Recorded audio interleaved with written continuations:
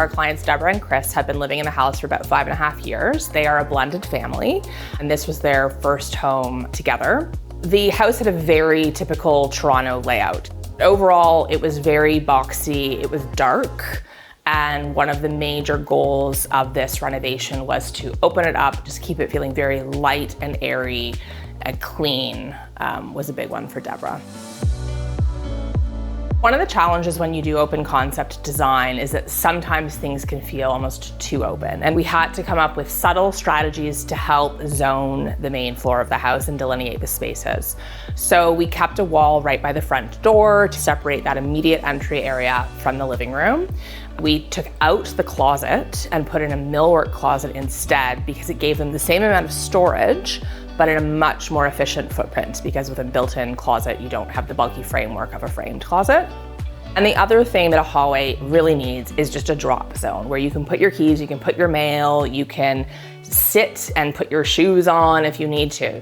We found a really cool console. It's a lacquered linen finish on it. It's got this cool curved edge shape, creates a bit of a statement in and of itself. Put 2 navy blue leather stools underneath. If somebody needs to sit down to do their boots or their shoes, they've got that. And then it was a difficult living room layout because now we're missing a whole wall and we need to have a pass through to the dining room. And it's like, where are we putting a sofa? And so a curved sofa was the right answer for this space. It hugs the outside edge of the living room and kind of says, this is what's living room, that is what is hallway. And also, I think the curve just brings a nice elegance to the space, breaks up some of the rectilinear of the architecture. So I think it was a great solution. Overall, our palette in this project was to keep things light and pretty neutral. We weren't looking for like big, bold punches of color, but we did want to have some playfulness to it. So opposite the sofa, we have 2 faux leopard hide chairs in these beautiful forged iron frames. They're really comfortable, and they're a great personality piece in the space. And then beyond that, in the box bay window, which a lot of people in Toronto struggle with, what do I do with the box bay at the front of my house? Because a lot of people put a sofa in front of it and then you've blocked all of the access to it. So in this house, what we did is we had a custom rad cover made, and then we had a custom built-in bench sofa. It's like a very deep bench. It's wide enough you could lie down on it. So it fits into the box bay perfectly. It's actually a freestanding piece of furniture, so if they ever changed their minds or moved and wanted to take it, they could take it with them. And it is a spot that Deborah absolutely loves sitting in and reading and just chilling out. Replacing the fireplace was not an option. We knew from the get-go that we were gonna work with what was here. So what we did is we replaced the hearthstone with a piece of slab marble that actually is quite pretty and has some nice movement in it. And we painted out the existing surround in a deeper gray color.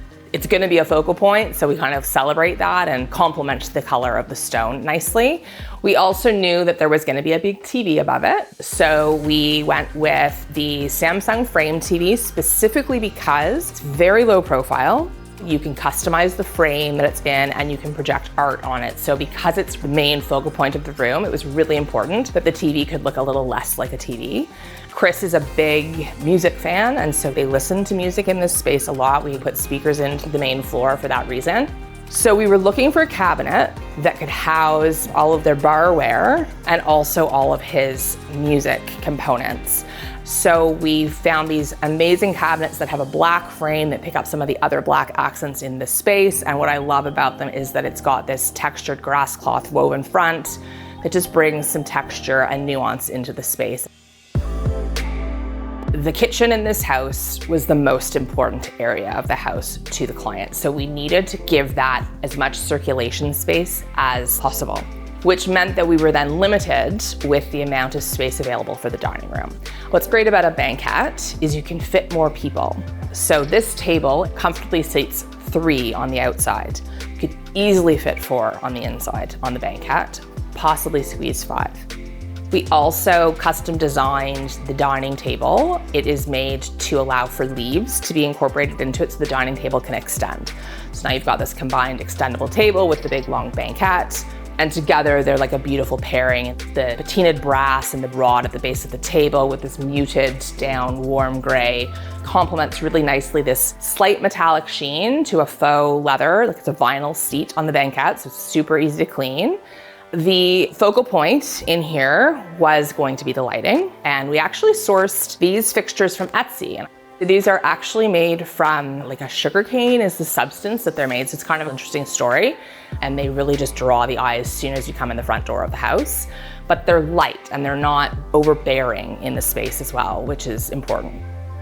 They wanted a bright kitchen. So, we haven't been doing white kitchens as much recently, but that was really important. That fresh, crisp, clean vibe, lots of counter space.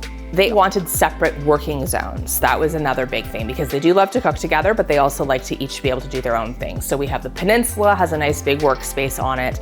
The range is flanked by 2 good-sized counters on either side of that. So easily 2 people can be working back to back. And then we took that annex area bump out of the back of the house and we made that the pantry and like a coffee bar area. And it's got another sink. So somebody can be over there doing prep, or somebody wants to do baking, that can happen over there. Another wish list item for them was counter seating in the kitchen. And the dining table is like right there. So it would be very easy from a design perspective to make a case to say, you need storage, like don't have the counter seating, you've got seats right there that somebody could be sitting on. But for them, because they're interacting in the kitchen, they like the casual aspect of that. So if one of them is actually working, the other can be sitting, have a glass of wine, they have a conversation. It's a more intimate distance. The door profile, we didn't want to do a shaker. They'd had a shaker door before. So it is a flat slab door that has a applied trim to it. And actually the trim spans more than one door. So the cabinet faces are less busy than they would be if each door had its own complete profile. One of the things that was really important to us from a design perspective in the cabinetry design of the kitchen was to keep the upper cabinets on the same level as the hood, to keep that counter space feeling really open. But the challenge with that is that means that the first shelf of your upper cabinet is that much higher. So what we did, there's actually a pull down. So you open the doors and you pull this interior fitting down and then you have like free access to everything very conveniently. So that was a great solution to a design preference. I got a card from Deborah and Chris like a few months ago and it just reinforced like how happy they are with the space. They've really enjoyed being able to entertain, have people in, feel really proud of their home, see it as a reflection of who they are and what they value. And a lot of those personal touches really speak to that. So overall, they're thrilled. And I think we're going to be working with them on the next project in the coming months.